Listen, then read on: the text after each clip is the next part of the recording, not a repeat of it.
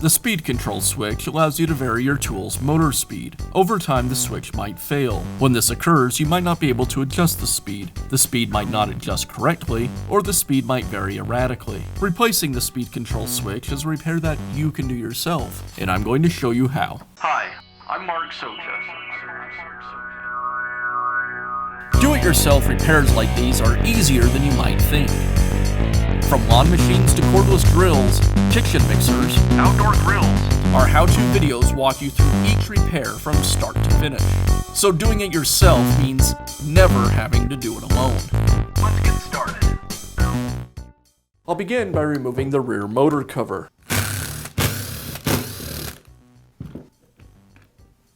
Now remove the cord clamp. Now I can pull the wiring from the housing.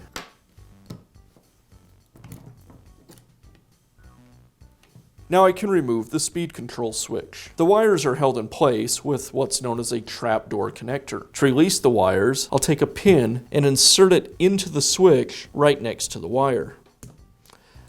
This will open the connector and allow me to pull the wire free. I'll keep track of the location of each of the wires.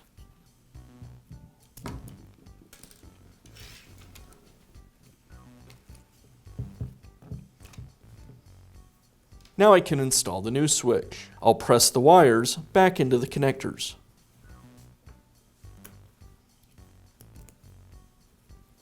Now I can reinstall the components back into the housing. I'll align the speed control switch with the housing, place the cord relief and cord back into the housing, as well as the rear cap. I'll secure the cord in place with the cord clamp. Now I'll realign the switch. The wires should go to the back of the housing. As I do this, I'll place the actuator over the top of the switch. I'll make sure that the wires are tucked into their tabs, and then I'll place the terminal just behind the switch.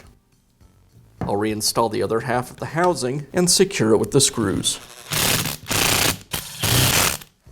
And that's how easy it is to install a new speed control switch on your power tool. Be sure to check back often for new videos and expert advice. If you found this video helpful, give us a thumbs up And leave a comment.